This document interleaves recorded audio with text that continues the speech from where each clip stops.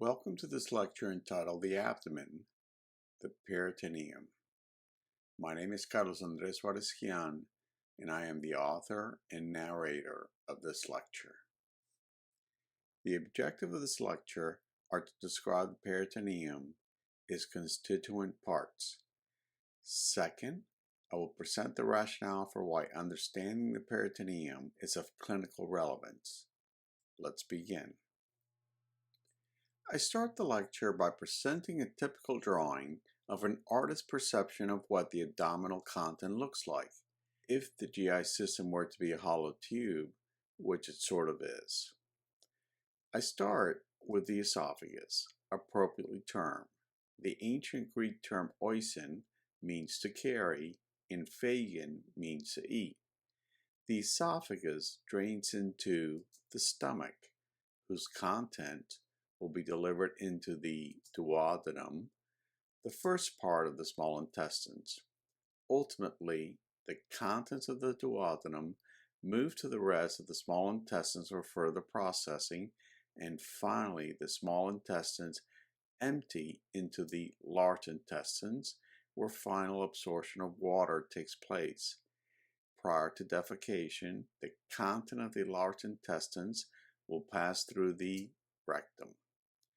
There are additional organs present that I have yet to label. They are part of the abdominal content, but not quite contiguous of the digestive tube. These organs include the spleen, the pancreas, and the liver. If this is all you ever learn about the abdominal content, then you would have barely scratched the surface. Even what one sees when they first enter the abdomen is not accurately presented in this diagram. Let's look at the real thing to show you what I mean about the schematic drawing. The greater sac is now open in a cadaveric dissection, and the anterior abdominal wall is reflected to the left. Recall that the layer of the anterior abdominal wall that is in contact with the contents of the abdomen is the peritoneum, specifically the parietal peritoneum. Now too, the liver can be observed, but note too that none of the other structures presented in the drawing are evident. Only an amorphous, fatty-looking membrane known as the greater omentum. It occupies the majority of what we see of the abdominal cavity. Opening the anterior abdominal wall further begins to reveal some of the organs one expects to see if their knowledge of anatomy is based solely on drawings. The liver is not clearly visible, and so is the stomach, but only to those that truly know the anatomy of the abdomen. The extent of the greater omentum is now evident, but if you want to see the rest of the intestines, as in the first drawing, one must reflect the greater omentum. Now, the small intestines are clearly visible, and if you know where to look, parts of the large intestines are also there. This is the transverse colon, a portion of the large intestines. Unfortunately, not every cadaver one looks at is guaranteed to demonstrate the identical anatomy within the abdominal cavity. Undeniably, normal variations exist between people on the outside. Why should they not also exist on the inside? Also, diseases take their toll. Cancer, surgical procedures, significant weight loss or gain can all alter the appearance of the abdominal content. Indeed, one important feature of participating in gross dissection in a large group is being able to see the normal variations in individuals. Here's one, for example, in which the colon is not masked by the greater omentum. In this case, the ascending colon is quite evident, as well as the liver. However, part of the liver is missing, exposing much of the stomach and duodenum. Even the lesser omentum is quite visible. Stop the movie if you wish and look closely at the location of the structures. Again, another variation, this one resembling the first image, but note the very large liver. The greater omentum is reflected on the right panel to demonstrate small and large intestines, but note how the large intestine is difficult to make out unless you really know where to look. Here's another example where the greater omentum is reflected upwards, exposing the small intestines. The appearance of the small intestine varies significantly from the appearance in the previous examples. The intervening fat within the small intestines also seems to be more robust than in the preceding examples. Also, note that only part of the colon is visible. The rest is difficult to discern. These variations from cadaver to cadaver dissections are quite likely due to disease and sometimes medical treatments. It is not often possible to tell the reasons. And if you're looking for an appendix, sometimes they're missing or not as clear as they're made to appear in drawings. Here, for example, focusing on the area of the appendix, the large intestine was reflected upwards, the small intestine becomes visible, and now the appendix comes into view. Nothing like in a drawing, but a realistic view nonetheless. Having discussed how the abdominal organs present themselves, let me now guide you into the abdominal cavity. I mentioned in a previous lecture that to reach these organs, one had to pierce the last layer of the anterior abdominal wall, the peritoneum. In this image, the anterior abdominal wall is shown schematically, and the peritoneum is in green, forming a potential peritoneal cavity. The word peritoneum is derived from the Greek, and it refers to a membrane that is stretched. The peritoneum more than just lines the body cavity, however, it helps to support the abdominal organs, and also it acts as a conduit for the passage of nerves, blood vessels, and lymphatics. There is one misrepresentation of this drawing, however, and that is, whereas the abdominal cavity is a true cavity, the peritoneal cavity is not. It is a potential space. To emphasize this concept, when performing laparoscopic surgery, carbon dioxide gas must be infused into the abdomen to separate the organs from one another and from the body wall.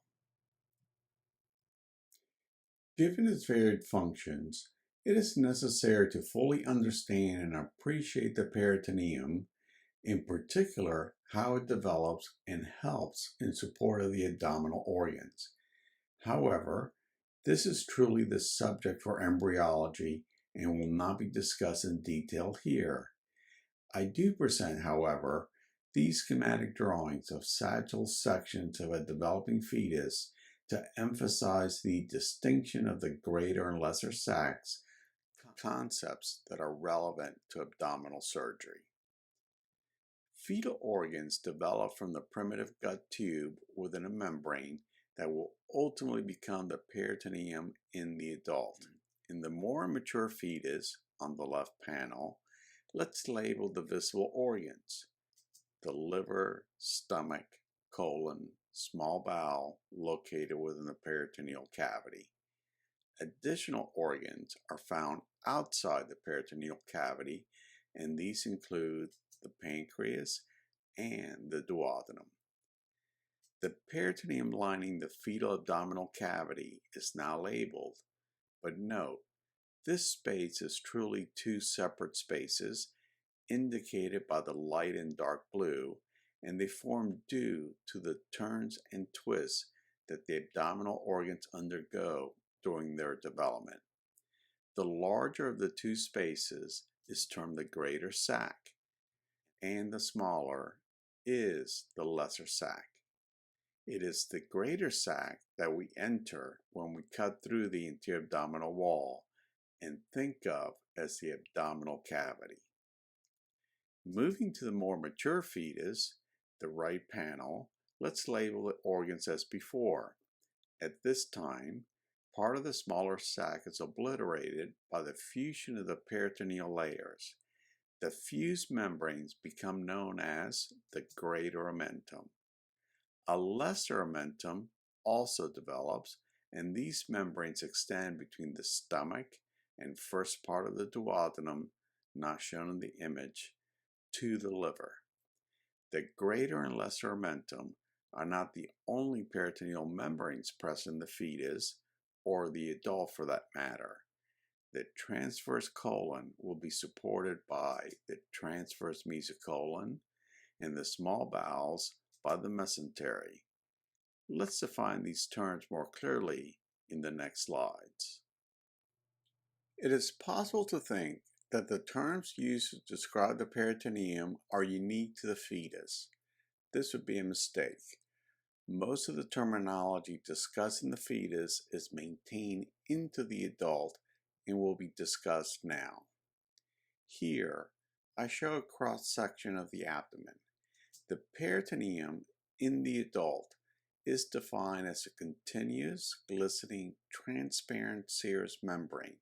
It secretes small amounts of fluid so that the membranes can glide past one another as well as past the organs. One never forgets seeing how much the organs can move in an open abdominal cavity the first time they see them during a laparotomy. For orientation, I am labeling the skin of the anterior abdominal wall and the back muscles. Also, I'm now labeling the stomach, spleen, and kidneys. Finally, the greater and lesser sac spaces can be appreciated, although a word of caution, remember, these are potential spaces. Now, we can focus on the peritoneum and recognize that the peritoneum lines the body cavity, in which case it will be known as the parietal peritoneum, and the part of the peritoneum that lines the organs will be known as the visceral peritoneum. Recall we use similar terminology to distinguish the linings surrounding the lungs. Having defined the peritoneum proper, let me provide some additional features of the peritoneum. The peritoneum and viscera are in the abdominal cavity. Consider the parietal peritoneum the outside lining of the abdominal cavity. Again, the peritoneal cavity is a potential space between the parietal and visceral peritoneum. The peritoneal cavity is completely closed in the male. In the females, the cavity is connected to the outside via the uterine tubes. It is functionally closed, but in principle, and now that IVF is commonplace, one can enter the peritoneal cavity to retrieve eggs without the need to perform a surgical incision. Intraperitoneal organs are those that are almost completely covered with visceral peritoneum. In contrast, the extraperitoneal or the retroperitoneal organs are external or posterior to the parietal peritoneum and only partially covered with visceral peritoneum. Let's explore the concept of intra and retroperitoneal further, again using the slide I presented previously. Look at the stomach in the axial section. It is surrounded by visceral peritoneum. This is an example of an intraperitoneal organ. The organ is completely covered with visceral peritoneum. In contrast, look at the kidney. The kidney is not surrounded at all by visceral peritoneum. It lies behind the parietal peritoneum. During development, the dorsal peritoneum associated with the kidneys disappeared. The kidney is an extraperitoneal or retroperitoneal organ. These organs, in general, are posterior to the parietal peritoneum and are not surrounded by visceral peritoneum. There are differences in function, however, between the parietal and visceral peritoneum, and this helps explain certain pathologies of the abdominal organs. The parietal peritoneum is supplied by blood vessels of the abdominal pelvic wall. In contrast, visceral peritoneum is supplied by branches of visceral blood vessels. What this means is that a stab wound to the thigh could interfere with supplying blood to the parietal peritoneum, and in time this could result in compromising the lining of the abdominal cavity. The organs, however, would function just fine under these conditions. Compromising the major blood vessels that supply the abdominal cavity will not interfere initially with the parietal peritoneum. Symptoms are unlikely to appear until later in the onset of the disease. The parietal peritoneum is innervated by somatic nerves, and if cut, it results in pain. The visceral peritoneum is supplied by the autonomic system. It is impervious to pain from being cut. Patients do feel pain, however, from pressure. Patients who have had abdominal surgery, for example, complain from pain at the incision site, not on the organs that were cut. A patient who underwent laparoscopic surgery, in turn, complains from organ pain that were subjected to pressure from the carbon dioxide used to inflate and create a true abdominal cavity. Another difference exists in how the lymphatics drain. The lymphatics of the parietal peritoneum are continuous with those in the abdominal pelvic wall, and drainage occurs to the inguinal nodes if below the umbilicus, or to the axillary nodes if above the umbilicus. Lymph from the visceral peritoneum join the vessels that drain the organs. Finally, any inflammation of the peritoneum is termed peritonitis. Let me describe what this distinct innervation between the parietal and visceral peritoneum implies for pathological conditions of the abdominal organs. Let's look at appendicitis. Initially, an inflamed appendix can present with general pain around the umbilicus. The patient will feel pressure, an uncomfortable feeling of malaise, a pain sensation that is not very localized. The general malaise is due to the inflamed appendix. The pain around the umbilicus, however, is described as referred pain, but it's not real in the sense that there is no pathology associated with the umbilicus. The referred pain is due to the central nervous system's inability to distinguish between the visceral pathology at the appendix proper from the somatic sensations arising from the umbilicus. Both sets of nerve fibers enter the spinal cord at the same level, T10, and consciousness cannot discriminate the initiation of the true pain.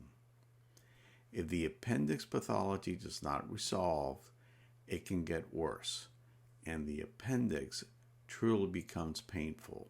Now, the pain shifts to the location of the appendix and becomes acute. At this time, the inflamed appendix recruits the parietal peritoneum, and the sensations the patient feels are somatic in nature. That is, they're localized. It is as if the parietal peritoneum has been cut versus the earlier pain, which was diffuse and difficult to localize.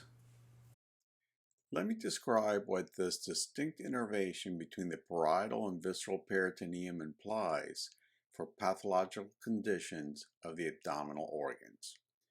Let's look at appendicitis. Initially, an inflamed appendix can present with general pain around the umbilicus.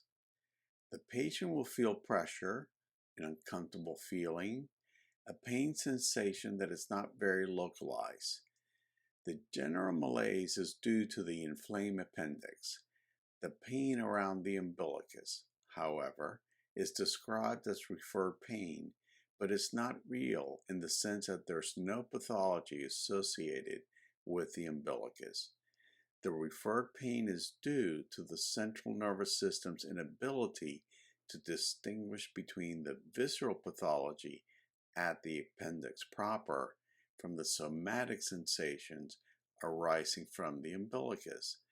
Both sets of nerve fibers enter the spinal cord at the same level, T10, and consciousness cannot discriminate the initiation of the true pain. If the appendix pathology does not resolve, it can become worse and the appendix ruptures. Now, the pain shifts to the location of the appendix and becomes acute. At this time, the ruptured appendix has recruited the parietal peritoneum, and the sensation the patient feels are somatic in nature. That is, they're localized. It is as if the parietal peritoneum has been cut versus the earlier pain, which was diffuse and difficult to localize. I will now describe the additional properties of the peritoneum that are important in understanding clinical scenarios. The surface area of the peritoneum is quite large. It helps with its function to secrete and absorb fluid. Peritoneal dialysis, or paracentesis, is a surgical puncture of the peritoneal cavity that exploits the function of the peritoneum to remove fluid. In infants, given the small diameter size of their blood vessels, blood transfusions can be administered via the peritoneal cavity. The area of the peritoneum under the diaphragm has the greatest absorptive power. It is an ideal route for anesthesia. If you've ever had to anesthetize a rodent, this is the most common approach. Because of this enhanced absorptive potential of the peritoneum on the underside of the diaphragm, surgeons recognized long ago to sit up patients after abdominal surgery to try and avoid peritonitis. This position is now called Fowler's position after the surgeon who promoted this technique, George R. Fowler, in the 19th century. Of note, he was a veteran of the Spanish-American War of 1898. In the supine position, the lowest points of the peritoneum are located in the pelvis and in the peritoneal recesses around the liver. Space is called the subphrenic and hepatorenal recesses, the latter also known as Morrison's pouch. Fluid that accumulates in these areas can be handled by the body, given that the rate of absorption is less than just under the diaphragm. The potential rapid absorption of fluid from the peritoneum just below the diaphragm is not a trivial event. The infection can spread to the pleural cavity from the peritoneum and result in pneumonia. Finally, recall that the peritoneal cavity is a closed cavity in the male, but is an open in the female. This arrangement has significant implications for the transmission of sexual diseases. Continuing with how the peritoneum is further compartmentalized, let me define the mesentery and distinguish it from a peritoneal ligament. The mesentery, as described previously, is a double layer of peritoneum reflecting away from the abdominal wall to enclose part or all of the viscera, in this case, the small intestines. The small intestines develop within the mesentery. It is how neurovascular bundles that supplies the small intestines travel there from the body wall. Let me show you the mesentery again in an actual dissection. It is the fatty-looking material that surrounds and provides support to the small intestine. Ligaments, however, although also consisting of double layers of peritoneum, are much more limited than mesentery. They connect an organ with one another or to the abdominal wall. The example of a ligament I have shown you already is a falciform ligament. If we zoom in on the dissection, the ligament becomes apparent and it connects the liver to the parietal peritoneum lining the interior of the anterior abdominal wall. The last peritoneal structure to discuss is actually the first one you see when you enter the greater sac, the greater omentum. An omentum is a broad double-layer sheet of peritoneum passing from the stomach to another abdominal organ. The stomach is there, it's just hard to see in this very early dissection. The drawing on the left demonstrates the location of the greater omentum, and it can be seen that it's nothing more than the continuation of the visceral peritoneum extending from the stomach. It truly drapes from the greater curvature of the stomach and drapes over the large intestines, specifically the transverse colon. If there is a greater omentum, there must be a lesser omentum. Given the definition that an omentum passes from the stomach to another organ, it is clear where the lesser omentum is located. It connects the stomach to the liver. The omenta are also demonstrated in the dissection on the right, an image I showed previously. First, I will label the organs, the liver, stomach, and ascending colon. The greater omentum is now labeled. Finally, we focus on the lesser omentum, as expected, connecting the lesser curvature of the stomach to the liver.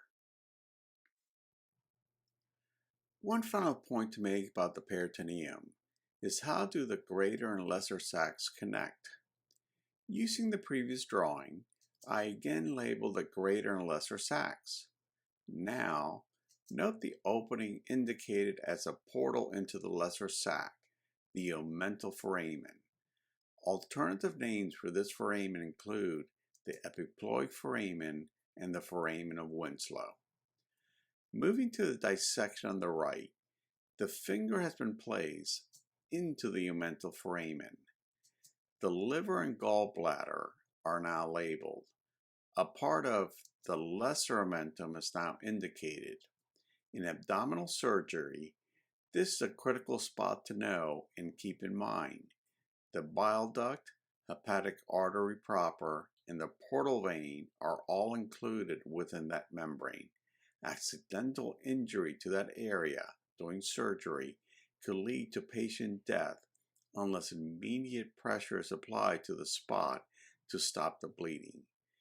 This area leads directly to the entryway of the liver and is of vital importance in clinical medicine. This now concludes this video on the abdominal peritoneum.